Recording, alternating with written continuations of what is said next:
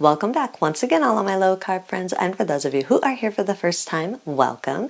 Today I have another very easy keto cookie recipe for you. Today we are going to make keto coconut flour snickerdoodles, and if you want a printable version of this recipe, you can check out my website at janet'sdeliciouslowcarbkitchen.com. You can find a printable version of this recipe and other goodies there for you.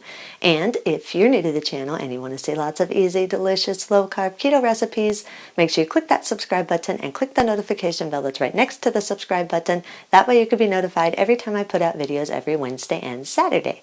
And if you'd like to help support the channel, make sure you scroll down in the description of the video. You'll see some affiliate links. Anytime you purchase anything using those affiliate links, a small portion of your purchase will go to me and help support the channel. So while you do all that, let's get cooking.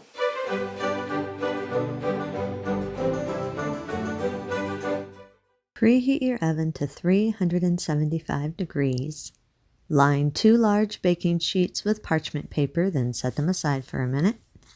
In a large mixing bowl, combine 120 grams or around 1 cup of coconut flour, 10 grams or around 2 teaspoons of baking powder, 1 gram or around 1/4 teaspoon of salt, 5 grams or around 2 teaspoons of ground cinnamon.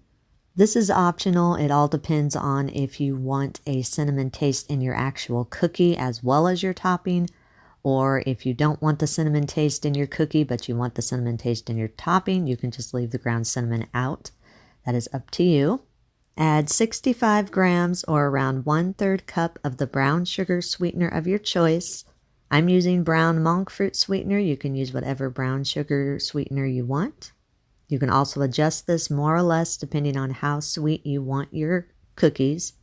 And 65 grams or around 1/3 cup of the granulated sweetener of your choice. I'm using granulated golden monk fruit sweetener because I like that cane sugar taste, but you can use whatever granulated sweetener you want. Again, you can also adjust this more or less according to how sweet you want your cookies. Sift or whisk all the dry ingredients together until everything is fully combined and there are no lumps in the dry ingredients.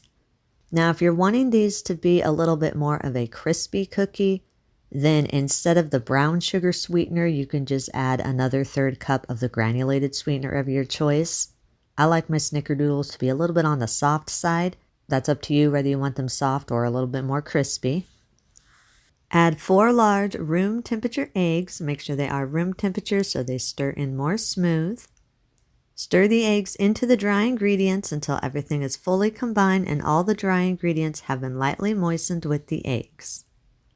Add a 1/2 cup of butter that's been melted and cooled. Make sure it is cooled. You do not want to pour in hot butter.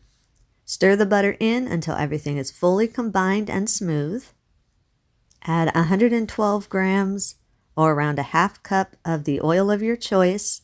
I prefer grapeseed oil or coconut oil, but you can use whatever oil you choose, or you can use another 1/2 cup of melted and cooled butter.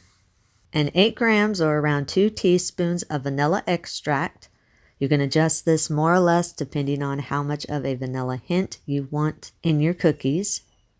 Stir everything together until everything is fully combined and you have a smooth, moist dough that's formed. Push the dough all together to the center of the bowl and form it into a smooth ball. Then allow it to sit for about 5 minutes just so that the coconut flour can absorb any extra moisture.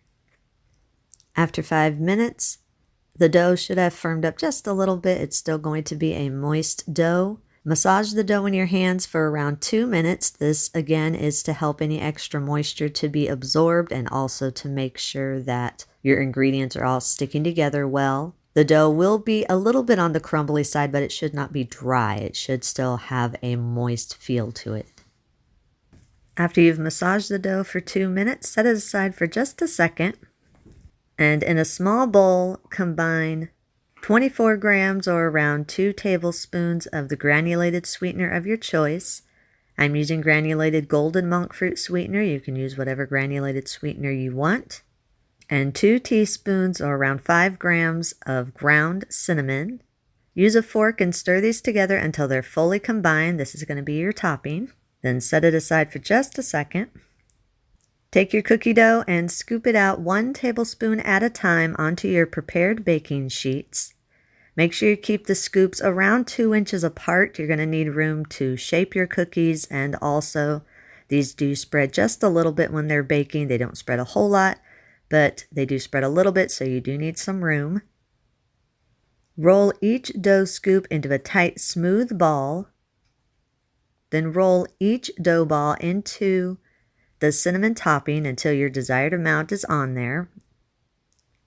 Press each coated dough ball out to your desired disc size shape. However thick or thin you choose to press them out to depends on how crispy you want your cookies. The thinner you press them out, the more crispy your cookies will be. As I've already said, I like my cookies soft, so I just flatten them a little bit. Once the cookies have all been shaped, place them in your preheated oven and bake at 375 degrees for 8 to 10 minutes or until they're golden around the edges. For me, 8 minutes was perfect. Once the cookies are done baking, remove them from the oven. They will be very soft, but they will firm up as they cool. So allow them to cool on the pan for at least 10 minutes or until they're firm enough to remove to a wire rack. After 10 minutes and the cookies are firm, transfer them to a wire rack and allow them to cool completely before serving. Once they are cooled completely, you can eat them immediately, or if you do have any leftovers, store them in an airtight container at room temperature for up to 1 week. Eat and enjoy. And that's our recipe of the day. I hope you enjoyed it. If you did and you want to see more videos like this, make sure you click that thumbs up like button, click that subscribe button, leave me a comment if you want to. Let me know if there's any recipes that you'd like to learn how to make, and I'll do what I can to get those out there for you. And as always, keep cooking.